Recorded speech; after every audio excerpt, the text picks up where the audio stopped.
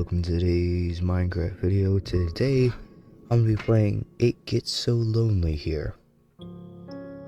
It's a visual novel game. I have recorded a video on this before, but the music was too loud, and I'm gonna get through 40 minutes into the game, so I just choose a different path. Since there's 3 paths near the beginning that I could have chose from. And I haven't really learned anything from the game. So, ignoring that, let's get into this. And I need to stop calling this Minecraft. This isn't Minecraft. Why do I call it Minecraft? Let's go. You are running through a forest. It is late at night and the sky is as black as pitch. There is nothing to light your way save for the moon's milky glow, but its rays cannot reach you, not properly. The trees which surround you, jutting out of the earth like eerie monuments to a foreign god, are blotting out most of the light. You cannot see where you are going. Even if you had commenced your flight at a sensible hour, however, with the light of the sun to aid you, it would be of little use. You do not know where you're going. You have no map, no route, no plan. You are running like a frightened animal, anxious and nervy, with no destination in mind. You have no desire as you run, save to escape. You cannot let yourself be caught. If that were to happen, you are certain you would be ruined. What could possibly kill us if we were caught? A bear or something? You have no choice, therefore, but to keep going on and on and on, though your feet are screaming at you for mercy. You have no idea how long you have been running. Time has begun to blend together, has lost all meaning. Something sharp snag at the hem of your skirt, but you do not have the luxury to pause and examine what has happened. So it seems you are a woman. Instead, you tug. Your skirt tears, the sound splitting through the forest, and you stumble forwards with a shocked gasp. You are free, but at what cost? Your skirt has been irrevocably damaged. It might be too late to worry about such trivial matters now. You do not start running again, and soon she will catch you. Then, your life will be over. You do not know if she is still following you, but you do not want to risk looking over your shoulder. I would. Save you a lot of time if you do. If you were to see her silhouetted beneath a tree looking at you with a sickly sweet smile which once ensnared you, you would lose what little certain nerve you possess. Your legs would lock up and your blood would freeze in your vein. I would not look back then. Then you would crumple. You would fall, but you would not hit the ground. She would be there to catch you. Did she not promise when you made that contract that you would never be alone? So I made a contract to never be alone. Not a good idea. You would like to take back that silly wish of yours, but it's too late for that. It is too late for a lot of things. All you can do is run. You run and run and run while icy fog swirls about your feet. It is cold enough to sap the heat from your body, and you shudder from it. It feels as though you are drowning. It feels as though you are being buried alive. Your knees and your shins, meanwhile, are bleeding.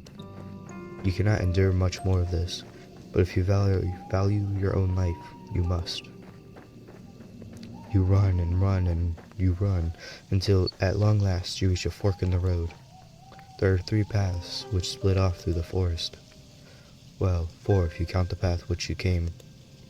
You cannot exactly double back on yourself though, not when you have put so much effort into running forwards. You can only press on. 3 paths are signposted, which is something of a strange sight given you are so deep in the forest. Dark though it might be, you have grown accustomed to the shadows. You can just pick out the writing on this old dilapidated signpost, curved and slanted though it is. Your fate, if you forgive me for sounding cliche, is in your hands. Now I wonder, which path will you take? Now, the thing is, I went to the shore when I first played this. The one where the music was too loud so I couldn't post it. I have turned the music down by 75%, so it should be good. But there was like some mermaid chick there. Didn't pay much attention, so I have the village or the castle. I think I'm gonna head to... I think the village... Yes, I want to go to the village. Good idea. Let's see what further trials await you there. This night is far from over, as much as you might wish it was, and there's still much and more to discover. I wonder what will happen next. Go to the village, because there'd probably be some people there. You follow the path which leads to the village, supporting yourself on weary, aching limbs, which feel ready at a moment's notice to snap at the knee beneath the burden of your weight. The soles of your feet are screaming at you. You need to lie down, and quickly. You only hope as you continue to run that you find a suitable residence in which to rest at the village. You do not know what will await you at the village, but you have visions as you run of a quaint, scenic settlement, all thatched cottages with sloped roofs. Surely there will be a kindly peasant who will be willing to put up a young runaway for a few nights. Peasant, I don't like how they said that. Making you think like you're all high and mighty. You can imagine too the face of this kindly peasant from the fairy tales you read in abundance as a small child. She will be broad-shouldered and moody-faced with a dull brown hair crammed beneath a cap.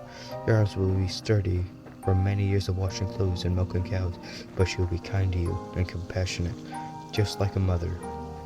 You do not know what mothers are like. You hardly spoke to yours. You're only guessing. You are not a complete fool, however, despite your tendency to daydream, and you do have a few reservations. Peasants do not, as you know from your voracious reading, have much money, nor do they have much food. It might be hard to convince a resident of the village, even the kindly washerwoman of your fantasies, to take in a complete stranger. Still, you must try. That is all you can do, really. So you run to the village. It takes some time before you finally emerge from the woods, but finally you manage it. How much time, you ask? I can answer that. Did I not say the time had begun to lose all meaning? It has. The forest is behind you now, at least, and all its awful nightmares which dealt within it. It is still cold, though, and still foggy. It is still dark, too. The sun has yet to rise. You can see the moon more clearly now, though it hangs above your head, round as any pearl, or orb, or crystal ball. The moonlight shines down upon the village, nestled among the hills like a diorama. Hope anew bubbles within you. You have finally made it. Surely not, but your salvation awaits you. You follow the winding dirt path to the village, looking this way and that. But your hope, such a precious, fragile thing, soon begins to fade. The village ever close does not look half as welcoming as you imagined. There are cottages, yes, but they are in a static of disrepair. There are holes in the roof and holes in the windows. Most of the doors are tightly shut, but others are gaping open, the kitchen beyond them, even darker than the night sky which shrouds you. There are no lights in any of the windows. Neither can you see any people, insomniacs like you, at them. You cannot hear anything, either beyond the sound of your own footsteps and the low, mournful sighing of the wind. The village is quite quiet, eerily so. It is immediately obvious, even in a naive girl such as yourself, that something terrible must have befallen this village. You know before you try your luck at one of those houses that nobody will answer you. There's no kindly red-armed washerwoman to welcome you here, no matter how much you wish for it. But does not stop you from wishing regardless. Your knuckles rapped smartly against the wooden door. Your efforts soon prove, however, to be in vain. There is nobody here to hear your entreaties. How very sad. You try another door, then another, but the result is the same, regardless of how many doors you rap upon. Nobody answers you. How could they? There's nobody there. Once again, you find yourself all alone. At least you have found some dwellings in which you can rest your weary head. Will you utilize one of these cottages for your purpose? Nobody's here. You might as well. But no, an abandoned cottage is not what you're looking for. You would far rather have companionship, would you not?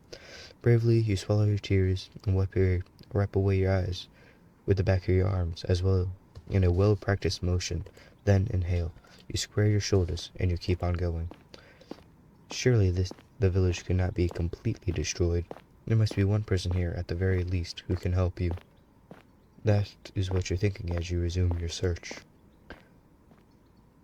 You flit from cottage to cottage, with precious little to show for your determination, until you make yet another discovery. I don't like that. The village with its squat thatched cottages bathed in the moon's glow has a church. Well, of course it has a church. The villagers who once dwelt here were not godless heathens. Not that their faith did them all that much good in the end. Still, the sight of the church soothes your overtaxed heart. You are so focused on your fantasies of a kindly washerwoman taking you in, they do not pause to entertain the fancy of a kindly nun doing much the same. All hope is not lost. You approach the church, which seems to tower over you, despite it being so humble. The church is a small one, but is stout and sturdy. It must be, for it has withstood centuries, forever standing sentinel. Yeah, I said that right. On this hill, like a relic from a bygone era. The church does not have any stained glass windows, but it does not need them. Even without more luxurious trappings, the church still exudes an aura of dignified solemnity. The stone building is fringed by a sizable graveyard, one which occupies the rest of the hilltop and some of its sloping sides. The graves, which have been planted by generations of wardens, are hewn from a similar stone to that which the church walls are made of. Some of the gravestones are sharp like lozenges, while others are shaped like crosses. A handful of headstones are even shaped like angels, though these are few and far between. There are very few people in a village such as this one who can afford these luxurious final resting places. You look at the tombstones, almost with a childlike curiosity, forgetting in your examination of the visceral, heart-rending fear which gripped you as you ran through the forest.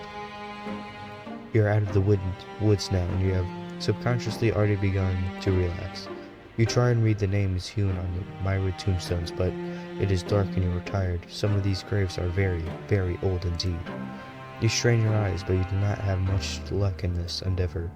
Oh well, such superfluous details are not important. You eventually tire of examining the graves in turn. This graveyard is an expensive one, unusually so, given the village itself is so small. How can it boast so many corpses, and there is so much to explore? You walk around the perimeter of the church, casting your gaze first here and there, then everywhere, consumed as you are by your immense, all-encompassing curiosity. And as you do, you see her. Oh my God, a woman! She looks at you like an ordinary girl, small and scrawny, just like yourself. Oh, right, I am a girl in this game. But she is much, much more than her unremarkable appearance you might suggest. For some moments you observe her hiding, all the while in the shadow cast by the church like a furtive lizard clinging against a rocky edifice to shroud itself from the sun. There's no sunlight here, though. There's only night sky and stars and the moon. Beneath the moon's light, a silvery implement the girl is clutching shimmers. It takes you a few moments to see what the girl is clutching in her hands. It's not until you see her manipulate it, the sharp edge biting into the earth, that you understand. It is the shovel. It is the shovel. The girl is standing there in an isolated corner of the churchyard, late at night, and she is digging a grave. Well, you suppose she could always be digging a hole for the sake of it, but her work seems much too precise for this to be the result of a mere whimsy. It is hard for you to see her face given the distance between the pair of you, but her posture is one that speaks of supreme concentration. She moves slowly, mechanically, like a woman on a mission, driving the end of her shovel into the earth over and over. Her motions are regular enough to be repetitive. There is something hypnotic, almost, in the manner in which she attends this task. Should you risk interrupting her? Do you dare? You get the feeling she would not appreciate it. The shover in her hands, meanwhile, is rather hefty. If she wished, she could cause you no small amount of damage with it. Cold anxiety makes your skin prickle. You do not know if you should risk speaking to her when she, in her dark cloak with a shovel, looks so very strange. But what do you have left to lose? You have come this far. It would be folly to turn back now. It is with this thought in your mind that you decide to approach the strange girl. Smart move. If you, make allies with them, you can always turn your back on them. But having a good ally is pretty good. Your footsteps are quiet. You have grown accustomed to slinking around like a cat, but they are not quiet enough. The girl's senses must be finely tuned because she blinks. Then she turns. Your eyes meet, and once they do feel your breath catch in your throat, you did not have a clear view of the girl before, concealed as you were in the shadows, but she is now looking at you, as you can tell that she is pretty.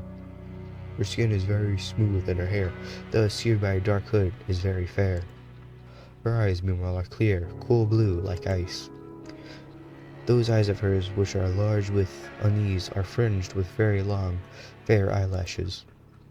She looks as though she has stepped out of the pages of a picture book. She is simply too perfect to belong to this world. Bruh. They really be, what was it? I don't know my words. They really be, making her sound like a lot. Perhaps she is some kind of vision, a walking dream, a hallucination. But no, she's none of those things. The silver she is clutching in her hand looks solid enough, its blended tip glittering wickedly in the moonlight. You steel yourself, expecting, perhaps, some sort of outburst, but the tension soon drains from the girl's slender shoulders. Her fingers, which were once gripping the handle of her shovel, tightly relax. Her lips curve upwards at the edges. She is smiling, and what a smile it is. It is transformative. When she smiles, she looks radiant, angelic almost. Hers is a smile that is suffused with light that yours begin to prickle from it. You are so relieved, you almost feel as if you could cry. It would be not the first time you have wept during this night, and it would be too surprising if you did. You have been through a lot. You must be exhausted. The girl holding the shovel seems to realize this, because she bridges the distance between you cautiously, as one might approach a skittish cat. Then she says in a rough voice, which does not match her dainty appearance, "Well, she does live in a rural village. What were you expecting?" "Oh, it's good. So good to see another person. I was afraid I was the only person left alive. Only one in the whole world." Now this is quite a effusive greeting. Her introductory speech is riddled with exclamation marks. She is rather more personable than her apparel would make one suggest. You, a well-bred young lady, cannot help but feel overwhelmed. It is your turn now, to be on your guard. Anxiously, you observe the girl with the shovel, and you ask her what she means. What happened? Oh, did you not know? There's an awful lot you do not know. So much, in fact, it would fill a whole encyclopedia. Not a whole library. You shake your head, ashamed at your ignorance, and the girl frowns. You mustn't be from around these parts. I guess I should have known. This village is a small one, and everybody knows everybody else. The girl's expression falls. At least they used to, back when there were still people to know. That ain't the case now. Not after the plague. There was a plague. This is quite interesting. He's probably building graves to bury all the bodies, because a plague struck the village. Quite interesting. That would certainly explain why the village, when you walked through, it was so quiet. Did everybody else succumb to this mysterious illness? Why is she the only one alive? I don't like that. That's right, it's just me here now. I've not seen another human being in so long time. In a long time. It gets so lonely here. Oh my god, the title of the game! Now that is an interesting turn of phrase. It catches you inside your head like a burr. Have you heard it before? You do not have much time to ponder this, however, because the girl takes a step towards you. Oh, but where are my manners? They must have gone rusty after being on my own for so long. My apologies, miss. You look like you've come a long way. You said you were a traveler, yes? Your hands are very cold, just like ice. Would you like to come inside? Maybe have something warm to eat and to drink? My home's small, I'm afraid, and my food ain't nothing fancy, but I'd be more than willing to share. However, it's not every day another girl stops by, especially not one as pretty as yourself. I'm feeling very blessed. The girl laughs, a carefree, airy sort of laugh, which does not match your initial impression of her. You trying to manipulate me? Well, I don't know why, but my first thought is you're trying to manipulate me into trusting you. I don't like that. You thought when you saw her among the graves that she would be more distant. However, somehow, and more mysterious. Perhaps you are mixing her up with somebody else. You are still unsure if you can trust this girl, but her invitation is an appealing one. It is much more appealing, certainly, than spending the night outdoor in the cold, kipping on the graves. What are you, a romantic poet? Please. You make a show of pondering the girl's invitation at the very least.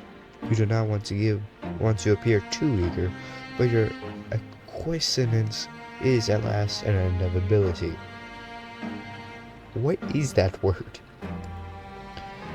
Well, why would you ever refuse her?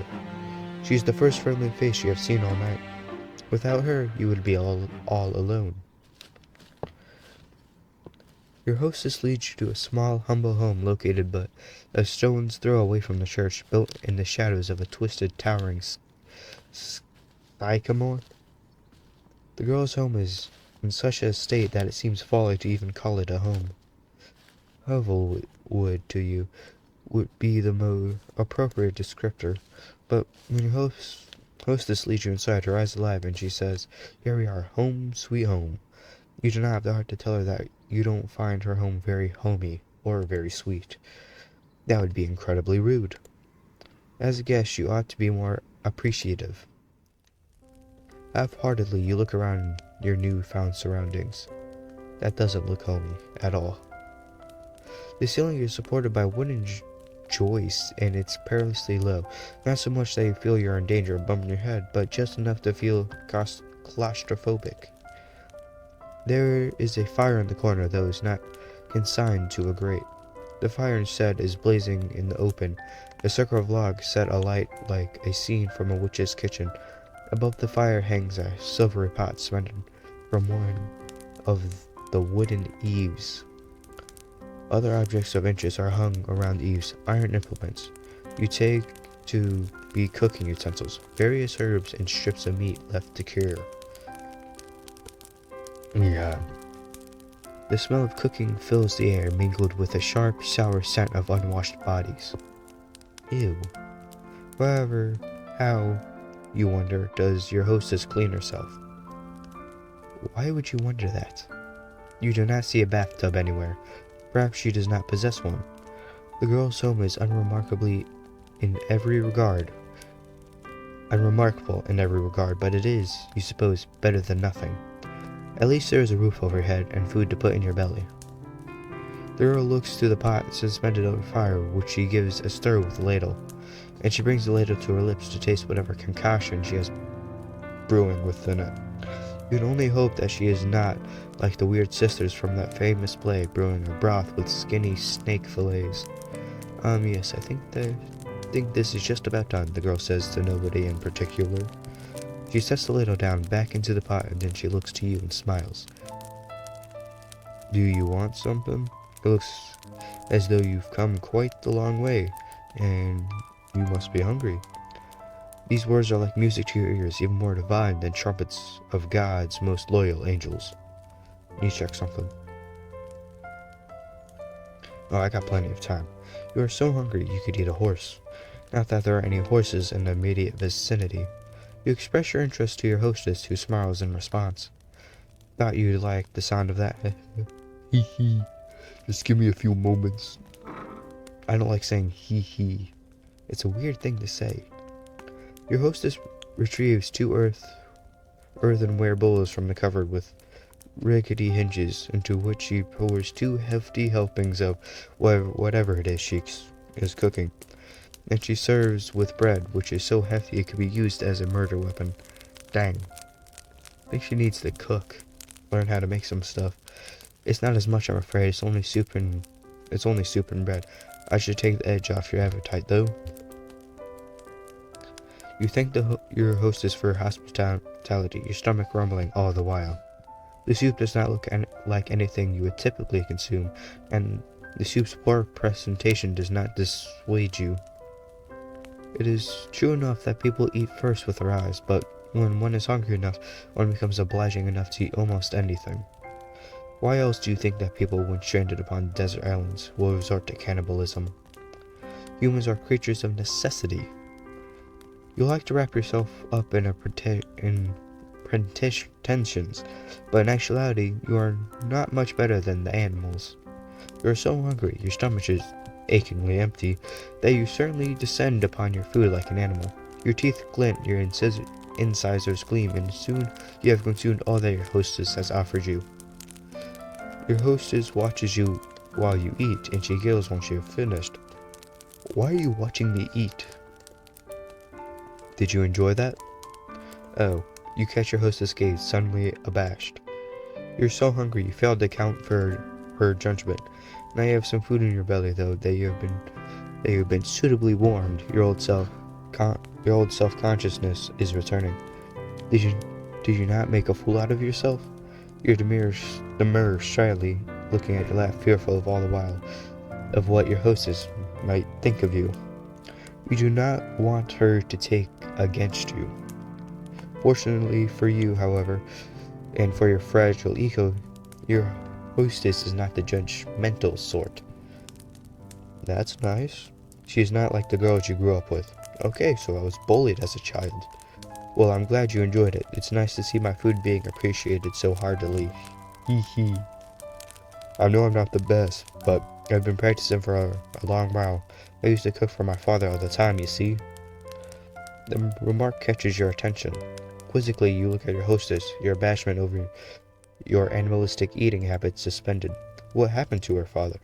It seems a grim thing is contemplate after eating, but didn't your hostess mention something about a plague? He's probably did. Yes, your hostess says, her soft and low and serious. That's right, there was a plague. And what of the villagers? What of her father? They're all gone now. How are you the only survivor? It makes no sense. Yes, you see. The hostess rearranges herself upon the chair, one slender leg folded over the other. Then she begins to tell in earnest. My family has a history. We lived here for centuries, by the church, so we can tend to the graveyard. Ah, so this abode is centuries old, then. It would certainly explain the dirt. My father used to prepare bodies for the burial back when he was alive.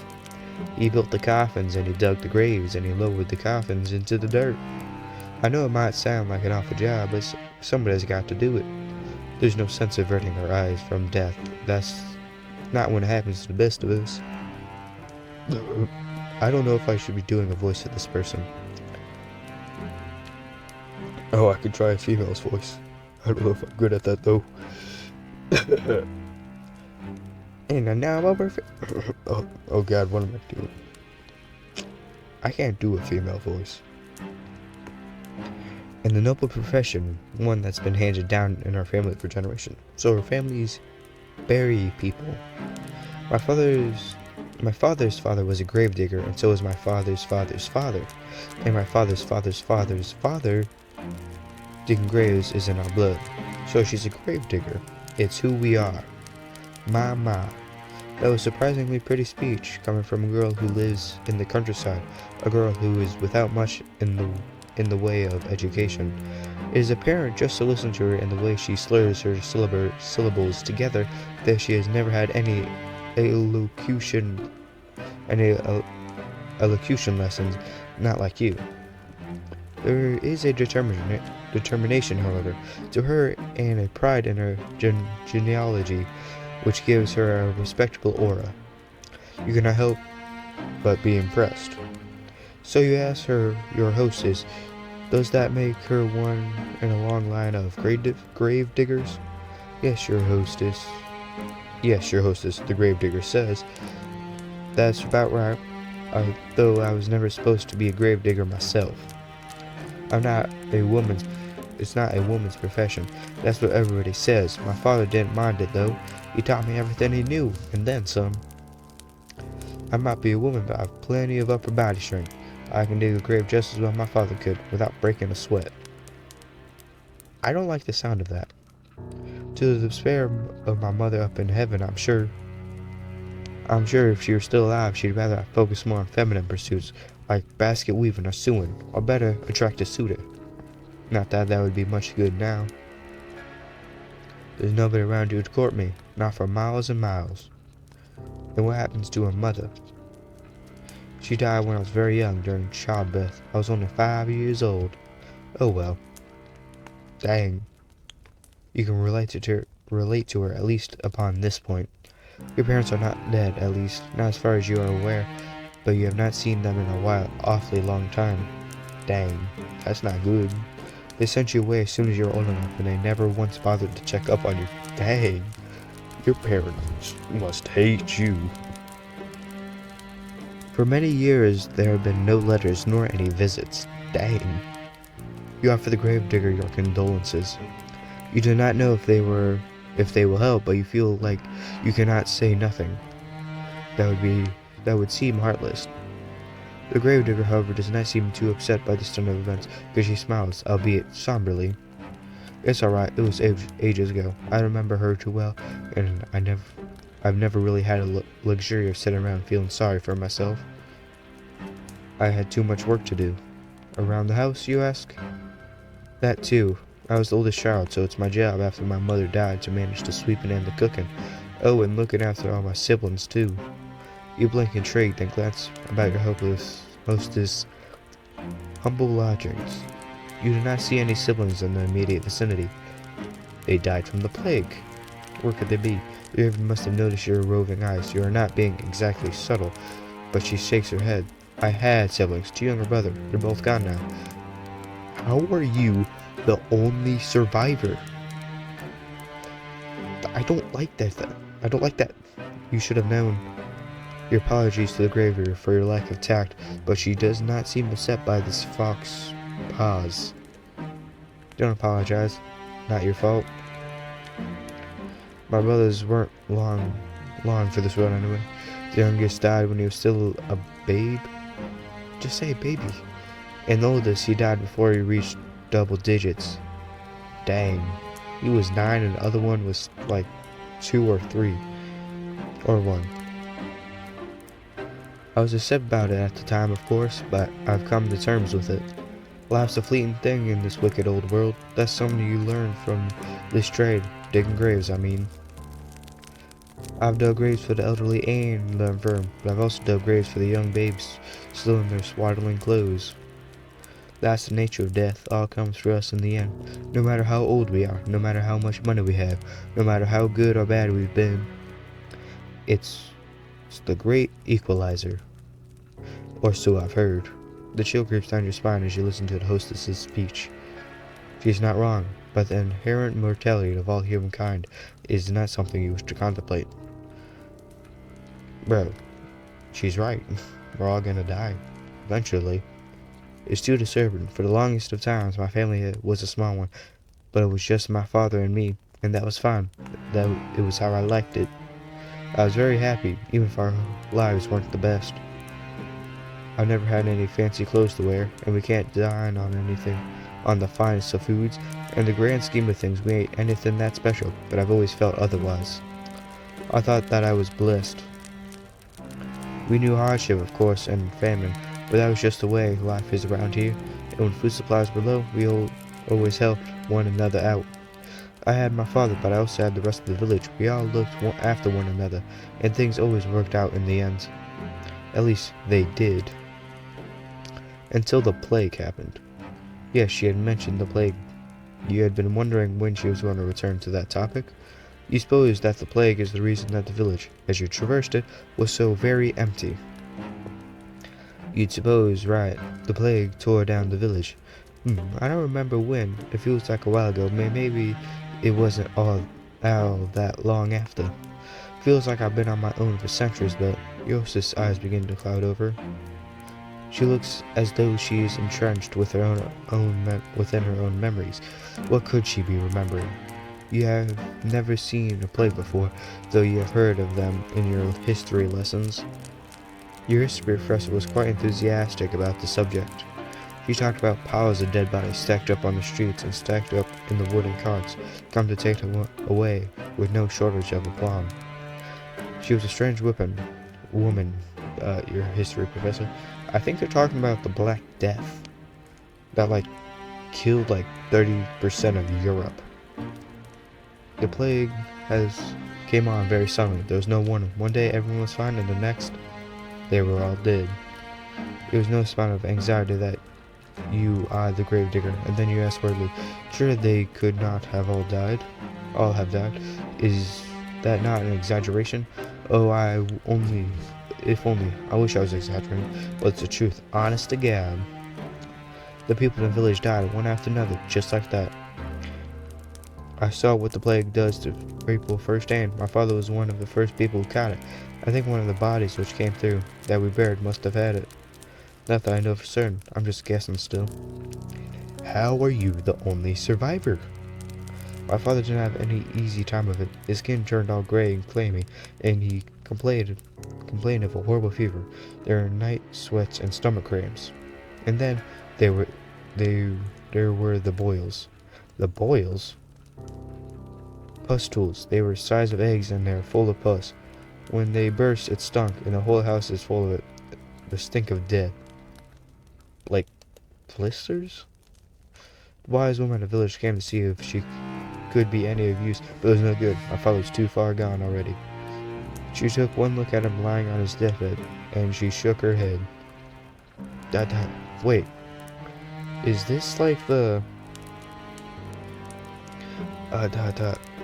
What was it? It was like something bumps or something. I don't know. She said she didn't want to get any closer. I can't say I blame her. It was a ghastly sight. I didn't appreciate it at the time, though. Felt like she was turning her back on us. I wished her ill. I remember that after she left. Till a few days passed, then she fell sick too.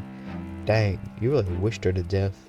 Then I felt bad for cursing her. Can't help but worry if it was all my fault. It's silly, I know, but... The gravedigger closes her eyes. She seems to squeeze her lids together until her lashes melt in flecks of fallen snow. Like fallen snow. Her shoulders, which are very slender, are shaking. She looks as though she might at any moment fall apart. It wasn't long after that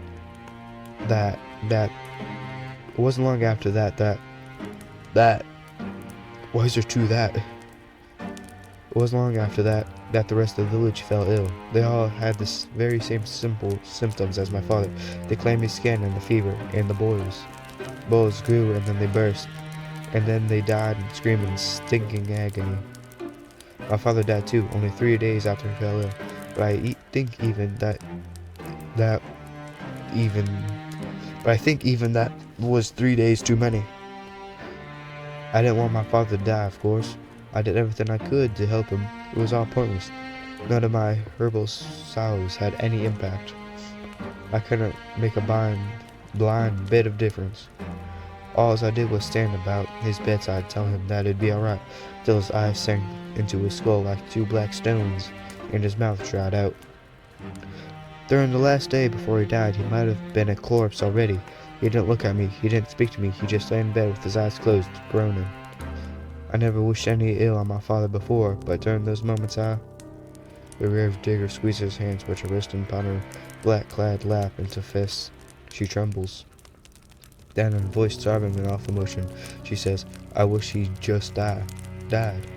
Well, based on her anecdote, it does not sound like she had overly long to wait. I wonder if she would consider that a silver lining. No, perhaps not. The gravedigger is still shaking. She will not cry, will she? You hope not. Awkwardly, you look at the gravedigger. You're not sure how to soothe her, but you must know that. But you must make some sort of an effort, even if It is a token one. You shift upon your chair, which feels very cold and hard beneath your thighs. Then you say, very softly, that you are sorry. It is not much, but it is all you can think of saying. You had thought initially that your situation was comparable to that of the grader, but now you can see that this is not the case. Your suffering has far outstripped your own. Not that suffering is a competition, of course. Your apology feels inadequate to your ears, largely because it is, but the gravedigger seems not to mind it. She is very big-hearted, that girl, to smile at you so, no matter how foolish you might be. Do you really deserve such kindness? Now, again, with the apologies. It's alright, like I said. You didn't cause any of this. I'm not set at you. I'm just recounting what happened, is all. I do wonder, though, why I never fell sick myself. Yeah, that's what I'm wondering. How are you the only one that didn't die? I thought I was going to die, so I already prepared for the Reaper to come and take me away. But maybe he wasn't interested. Maybe he'd already satiated his appetite on all the others. That, or maybe he thought he'd have to leave me alive for practicality's sake. With my father gone, who else would tend to the dead? I was the only person left by the end of it all, so I had to bury the people in the village. They're all resting peacefully now under the earth where the plague can't reach them. Oh, on one hand, I'm happy for them. They were able to escape from all the suffering. When I think about it, all the people I've lost, though. The gravedigger tenses. Then she sniffs. When I think about the kindly washerwoman who helped me scrub the mud and dirt from my clothes. Aha, so the village did have its fair share of washerwomen after all, who had seen me earlier, and insistence upon this point was not without merit. So I could have met a kindly washerwoman? Unfair. Why'd you have to die? And then the handsome young fireman who used to flirt with me.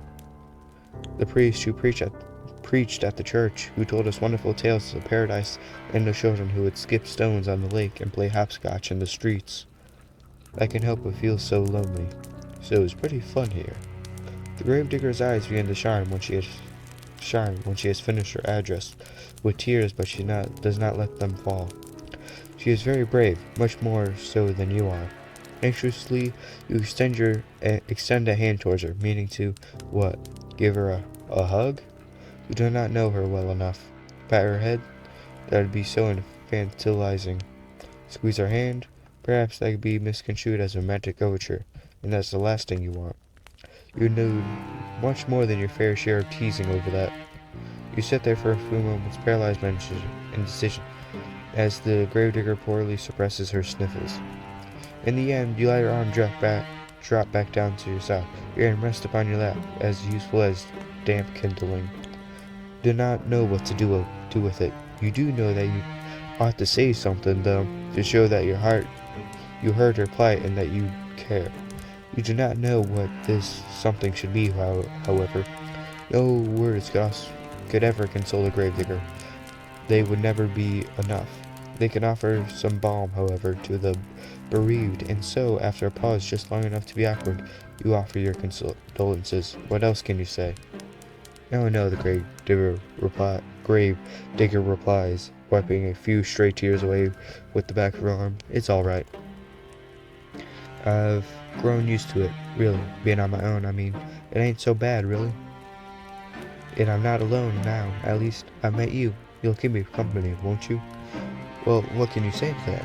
You aren't callous enough to trample this poor girl's hopes, are you? You know full well yourself how awful that feels. You can do something but nod, a response which makes the girl smile more widely still. That's wonderful. I know you're just travel who's passing through, but I can offer you bread and board until you leave. I have food now and a spare bedroom. I can make it up for you right now. You must be tired after a long journey. Just give me a moment. The gravedigger rises to her feet in a flurry of excitement, then retreats. You watch as she departs, a little too eager to please and frown. The girl's home is small, humble one with low ceiling and slanted walls. You cannot imagine what such a small dwelling possesses a spare bedroom. It's this so-called spare German is, in all likelihood, the room her father slept in before the plague carried him off. You do think that you would much like to spend a night in the room of a dead man, but what choices do you have? You are tired, wretchedly so. But why is it all you can do to keep your eyes open? While you're running through the forest, desperate to escape your pursuer, you had no thought in mind beyond finding some safe sanctuary in which you could recuperate. Now that you have found said sanctuary, it would be unreasonable to find faults with it. You ought to learn to be more thankful for what you have. There are many, many people in the world with less. You rise and follow the gravedigger. Once she has finished her preparations for her so-called spare bedroom, which is every bit as cramped as you feared it would be. At least there's a bed, which comes as something of a relief. The rest of the lodgings are so humble you are half expecting a straw pallet. As tired as you might be, you cannot lie to yourself. You have no desire to sleep among the hay like an animal. The sheets of the bed are clean, too, a fact you discern with a cursory glance. So you will not be expected to sleep upon the sweat-soaked linen of a plague-ridden man after all. This really is your lucky day. I got you this, the gravedigger says somewhat shyly, as she hands you a folded gown to sleep in. Thought it might come in handy. Clothes are, a little shabby. You can say that again. Your skirt is covered in mud and the hem is torn and ragged. This nightgown is one of my old ones, so it suffered a bit of wear and tear, but I hope it'll fit alright. It's clean if nothing else. You accept a nightgown from your benefactress with words of thanks. You want to sound appropriately appreciative, but you cannot mask your fatigue. Weariness overcomes you, and you yawn, a fact the gravedigger does not fail to notice. Oh, begging your pardon, I don't want to keep you. I'll be making myself scarce, so if you need anything, though, don't hesitate to ask. I'd be happy to help. The gravedigger bows her head to you like a drudge, then hurries off, closing the door behind her with a thud. Tired though you are, you soon find that you rather miss your hostess' company. In the face of her good-natured smiles, you could almost forget all of the hardships you have hitherto endured. In her absence, however, your lodgings feel almost unbearably cold and inhospitable. You suppress your shudder and then enclose yourself. You work as quickly as you are able to, but your fingers are cold and they fumble with the buttons of your blouse. It takes you more time than you would to complete the endeavor, but soon you have your shirt and your skirt dispensed with. You are too tired to fold them neatly, so you do not bother to fold them at all. Instead, you cast them carelessly upon the floor, as defiant as a sulky child, then put on a new nightgown. Your hostess' earlier warnings were not apt enough. It is quite worn, but it fits well enough. It is more comfortable, at least, than your old uniform. You have endured worse. Newly dressed and ready for bed, you loosen your hair from your braids, and settle down among the sheets. It is with a sigh you extinguish the weakly flickering candlelight which burns in your bedside, and with another sigh that you lay your head down upon your pillow. Though physically exhausted, you have to wonder whether you will be able to sleep at all. You can recall your previous dash of the forest in such vivid detail that your heart is still pounding. That fear has yet to leave you. Perhaps it will never leave you. Your terror was such, it almost feels as though it has suffered itself into your bones, into your very being. But your exhaustion is greater than your worldly anxieties, and soon it claims you. Why'd it go, extremely quiet? Your eyelids fall shut and your breathing inevitably begins to even out. It is not long until you are spined into the dark deep abyss, lost in Morpheus's kingdom. Now this is where I'm going to have to end the video. Yeah, well, I make some adjustments. Thank you everyone for watching. In this video, let's do a small recap for those who haven't been paying attention, if anyone watches this far. But we have found out, we found out that we are running away from someone in the forest. Then we went to a village that's been overrun by a plague, with all the cottages in it broken down with holes in the roofs and windows. Then we found a gravedigger woman whose entire family's been gravediggers, but they all died. Not all of them, Most of them died to the plague. Her mom died when she was 5.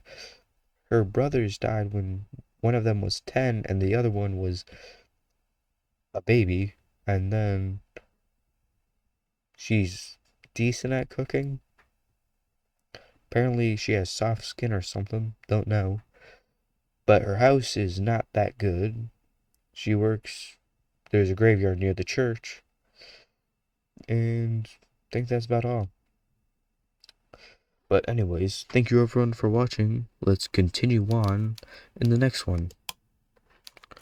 How does this stuff work? Anyways, thank you everyone for watching. Good day, good night, and that was my old save 2 days ago. Oh, it's 16. Oh yeah, good day, good night, and see you never. Or later.